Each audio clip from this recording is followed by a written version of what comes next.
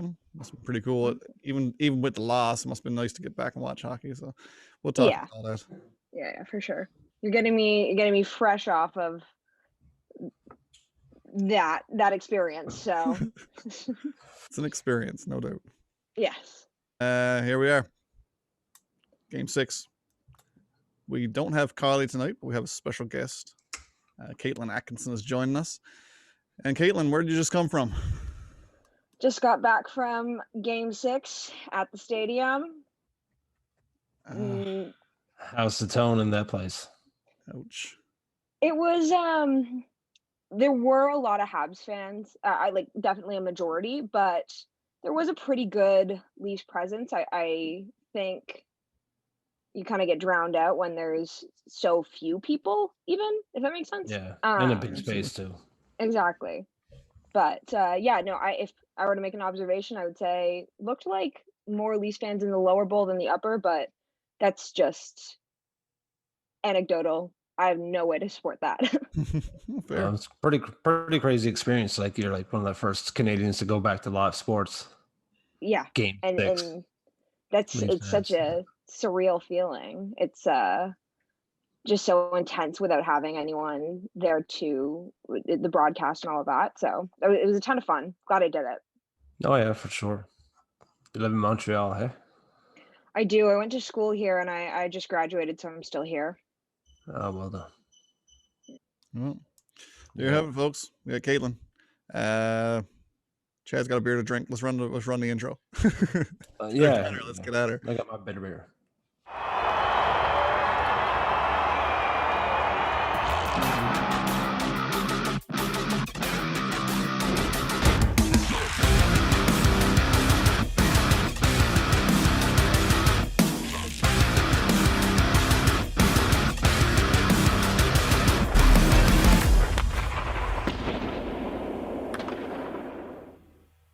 All right, guys. I guess this is episode 20 of the Deke Snipe Silly podcast. With your hosts, Chad Newman, and myself, Ron Gates. Again, as you heard earlier, we're welcoming Caitlyn Atkinson to the show. She's fresh out of the stadium. I don't feel nearly as bad now getting off my couch and walking all the way to my computer. Yeah. But yeah, so obviously, I don't need to tell our viewers what the score was, but it was an overtime goal. For me, the game was over like halfway through the third period. I was like, well, this is done. We're our goose is cooked. Did you get that impression at the stadium as well? Was there a lot of life around the with the Habs fans being up 2-0? I mean, it had to be pretty intense. Yeah, I think there was definitely a sentiment that they were done and they weren't coming back. But once Spezza got that first goal, things did start to shift. I think there was a real shift in tone in the stadium. The life kind of came out of the building a little bit. And then with Brody's goal, I think it was TJ Brody. I haven't checked the box score, but it was, yeah, the life really did come out of the building with that second goal, and especially the way they played in overtime. Yeah. It's quiet. Yeah, it's too bad. And I even said, like, everyone on their Facebook page was like going crazy and saying everything's done, Game 7, stupid. I was like, they still always have this last 10 minutes of, oh shit, we're losing.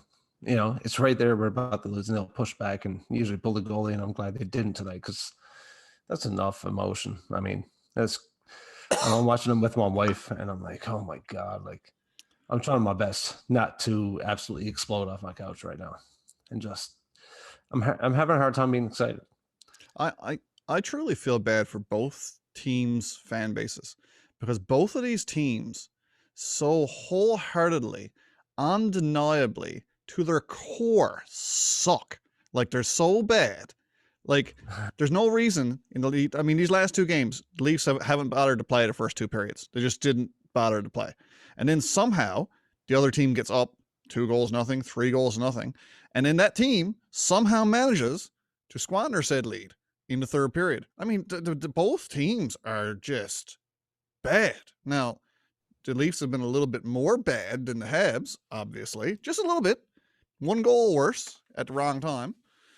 But man, I feel bad for both fan bases because, yeah, okay, we're going to Game 7. Woohoo if you're a Habs fan. But you can't look at that as a fan and be happy with what your team did. You got to be happy with the outcome, very happy with the outcome.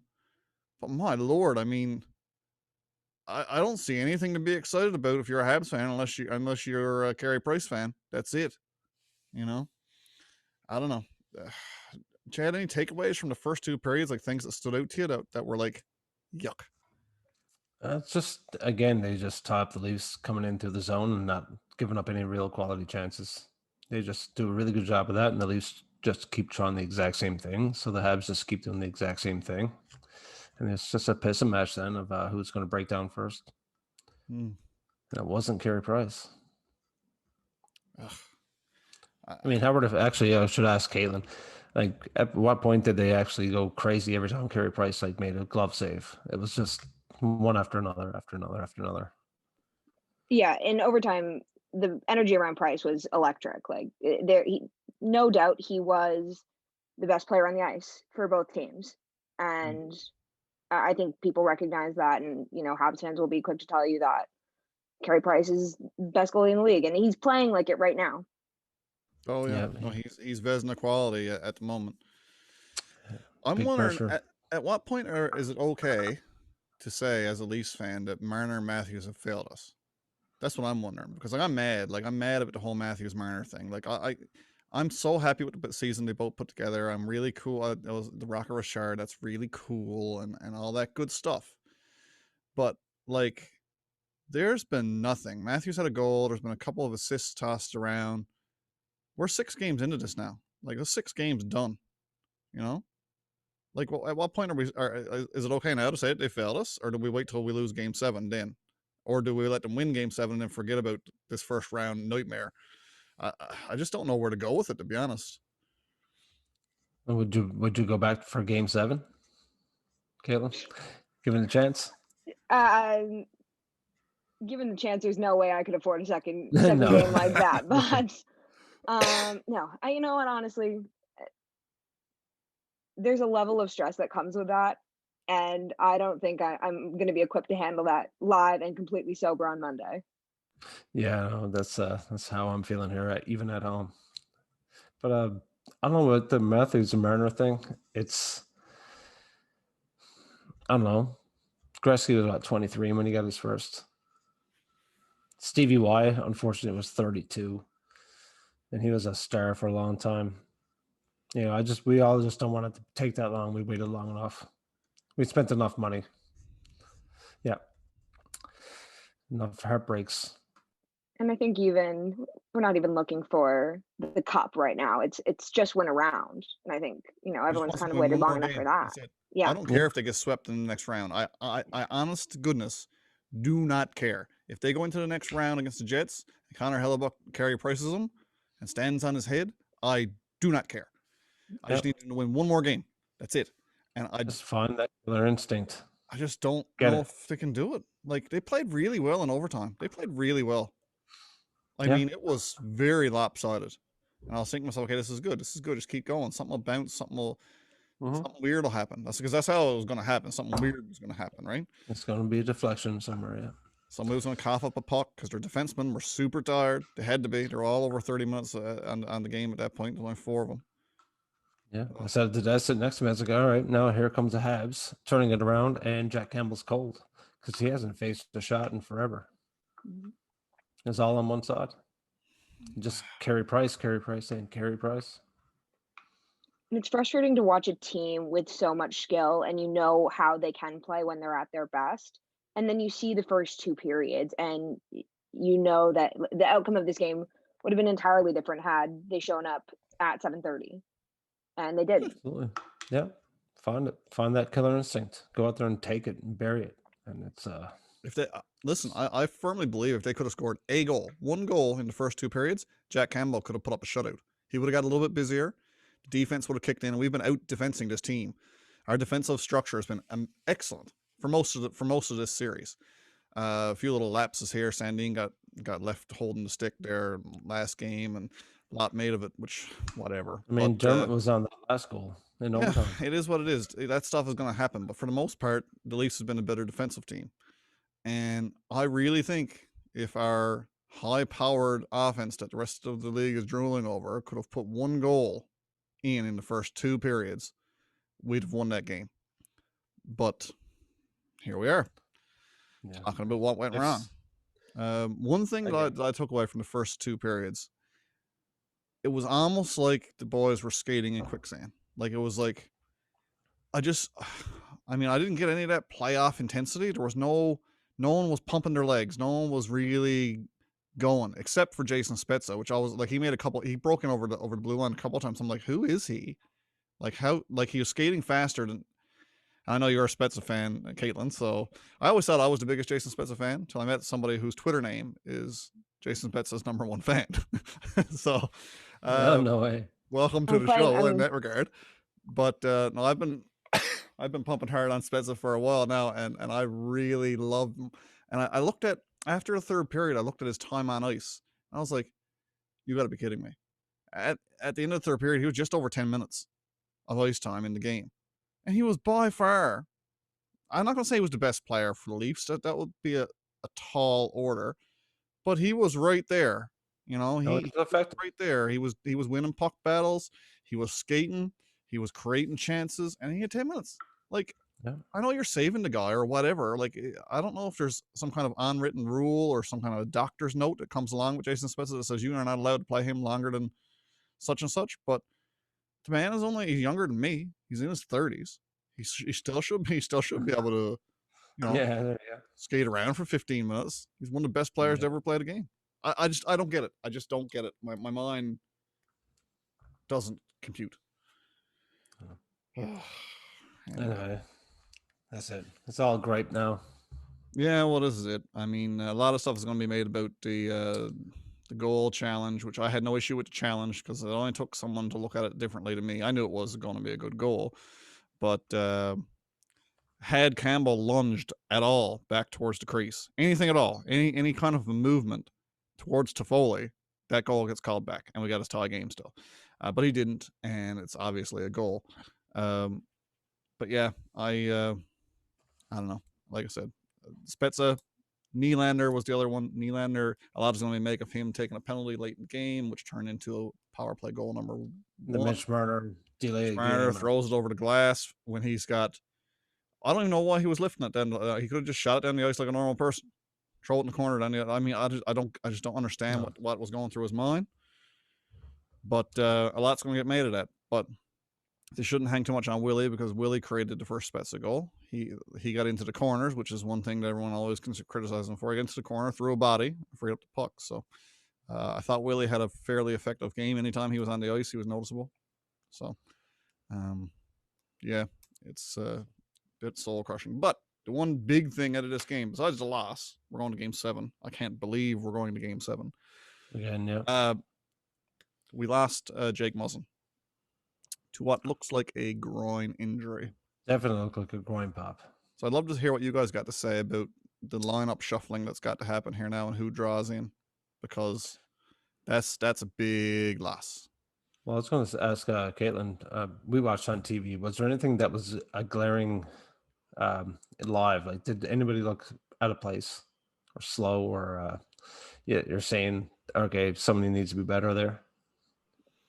Yeah, I think there were a few times Bogosian did look slow. I know he gets criticized for that a lot, but just a few plays where you notice that he was kind of behind it. But I mean, the Dermott play on the game-winning goal seemed to be just too fancy. Like, there were simpler ways to make that play, and why he didn't elect to do so, I'm not sure. But I think, I mean, plus side to all this is that Riley's been pretty great all series, despite being heavily criticized this year. So yeah, that's a good point. Yeah. Yeah. And I guess, I mean, Sandin's getting run out of town after last game, and now you get Dermott in for him. And, you know, it's the same type of level of, I guess Dermott has a bit more experience, but Sandin has a bit more skill. Who draws in? Because actually, well, I guess they both stay now, I guess, with Bogosian now, because I don't think we're going to try old Marv in Game 7, are we? You're forgetting Mr. Hutton. Ben Oh, Hutton's right. there, Yeah. right? And I mean, he's more than capable of playing bottom 6 minutes. But Sandine has played, He has. but they both played with Bogosian. So Mm. where's the Someone's shuffle? picking up a lot more. Yeah, someone's picking up a ton of minutes next game. Mm-hmm. TJ Brody, best move the Leafs Absolutely. made in the offseason and in the offseason last year by a Yeah. country mile. He's been amazing outside of his first two games. He had a couple of bum games and everyone's like, uh-oh, and he's been amazing ever since. 54 games later, whatever was he played through this series. I think up until tonight they hadn't scored on the Leafs while he was on the ice. I don't even know if that changed tonight, but he's been phenomenal. Plus he popped in a goal to tie it up. So. Our defense, for the first time in forever, is not the problem. Obviously not the problem. They've been strong defensively and team defense too. The forwards have been back checking. They've been winning puck battles. They've been finishing their checks to a point. Unless you look at the Sandine gaffes and the Dermott thing tonight. I mean, they're both been doing more good than bad. It's just the bad thing he did cost big time. Like, I agree. I think they've been on this. The fans have been unnecessarily hard on Rasmus Sandin. Because I think, like I said, since he come, I would have liked to, and I said this earlier today. I said I would have liked for them to skate 7 defensemen before tonight's game. Having Sandin as the extra guy, run him on the power play, give him an odd shift to ease the workload, and then that frees up your 4 center spot for giving Aston Matthews, William Neal, and Emerald ice time, and that's what I would have done. I also would have changed the power play to what they did. I thought that was a great move on Keith's behalf. Getting Willie up on the number 1 unit is well past due for that. I still don't understand what Jumbo Joe was doing out there. I have no idea. If someone can please tell me what Joe's job is on the power play, I'd like to know, because if it's to get in front of the net and screen for a shot, he should probably move from the side of the net to the front of the net. So I don't really know what Joe Thornton is doing there. And I like Joe. I always have, but I just don't understand why Hyman's not there battling. Say Hyman. Yep. I don't know, man.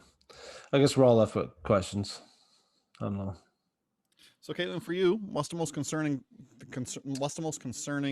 aspect of the Leafs game? Not just from this game, but just throughout the series. What's been the most troublesome thing from your perspective that you've seen?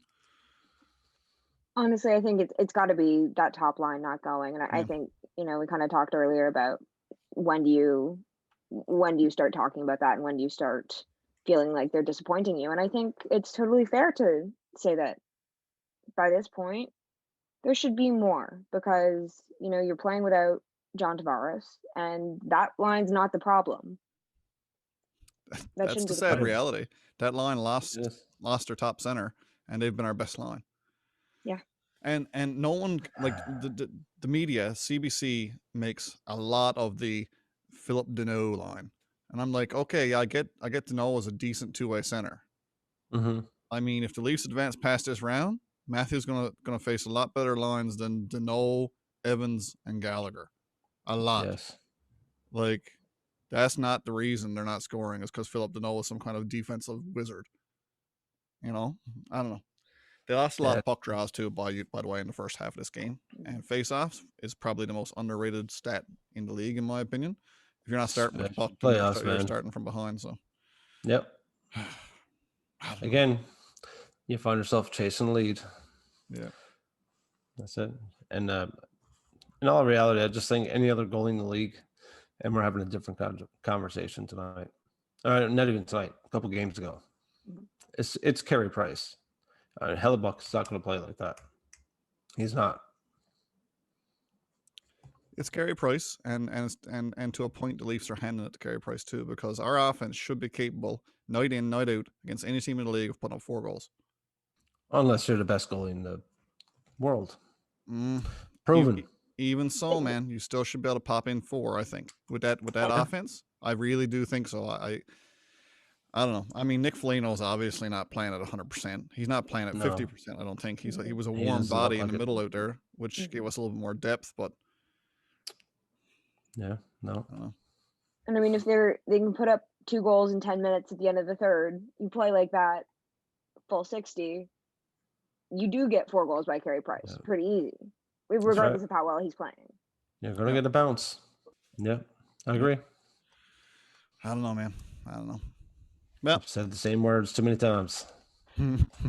over and over and over and over. All right. Well, I got nothing really else for you. This is a No. quick hit. This is a quick hit podcast. I really wanted to talk to Gripe fest. Caitlyn about her experience at the game. She was at the game. Where were you sitting though? Where were you? Way in the back. Way in the back. Yeah. Yeah, but it was good view. There's not a real bad view in the Bell Center, so It was better in my pretty view. good. Dare we ask the question that everyone's wondering? Oh. Did you trade your car? But how much were the tickets? So I had to buy two. I went with another Leafs fan. Total for the two was about 2,400. Oh, okay. Heard That's a not lot so worse. bad. You did okay, I Yes. think. I know. I did get them right after Game 5, so I was early. Yeah, actually, that's not so bad at all. Well, No. thanks for sharing, because everyone's wondering. I know. Just rip the Band-Aid off. Everyone's asking on Twitter. I'm like, oh guys, Yeah. let me discuss it. Yeah. My parents are watching, you know. Yeah. Mhm. Yeah. Could have put that into an RRSP. Would have been much better Yeah, off. But okay, exactly. whatever. Yeah. No, Yeah, that's amazing. It's and you know what? The funny thing is, a friend of mine said today, if seats went on sale in Toronto for the same number of people, same game, those numbers are just not even talked about. You're not getting close to Scotiabank Arena for $2,000 for a pair of tickets. Not even close. Sure, that's regular season prices at some point in the gold section. Yeah, with full capacity. It's Yeah. nuts. Anyway, It's I 25. am glad you got to take in the game. I'm really sorry with the outcome, but it must have been a great experience nonetheless. Something you'll never forget, I'm sure. So, Chad, you got Yeah, anything? glad I went. No, man, it's 25 after 1. I think it's time to finish the beer and sleep on it.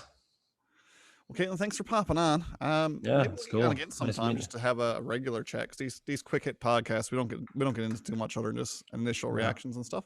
But it'd be great to have you back sometime, and we do what's called Average Joe's episodes, where we get just friends of ours on or people who we've met in the past, and we just chat Leafs hockey, and it's good fun. So hopefully we can get you back sometime, do the same thing again. Yeah, sounds perfect. Great. Just Well, have to thanks go for to coming on. Harley's and- We really enjoyed having you. Yeah, Yeah. thanks for having me. Cheers. So, guys, if you like what you heard, like what you've seen, you can get us, of course, on www.facebook.com/DeekSnipeSelly. You can also get us at SellyDeek on Twitter. We're kind of new to Twitter. We're trying to figure it out. But yeah, that's where you can get us on Twitter. We share all of our stuff there as well. Of course, our own webpage at deeksnipeselly.ca.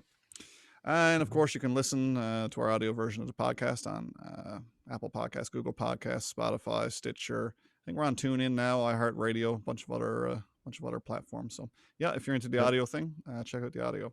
But yeah, so our main feed, of course, is on YouTube. Our YouTube channel features the video podcast that we've recorded. So again, thanks for tuning in. A big shout out to our sponsor, which is PHG Sports, www.phgsports. And they sell a bunch of high-end autographed memorabilia, lots of Leaf stuff, and other sports as well. So check those guys out, and make sure you spend your money where the pros sign. So again, guys, hit that subscribe button. It's right there. Have a good night. Cheers. Cheers.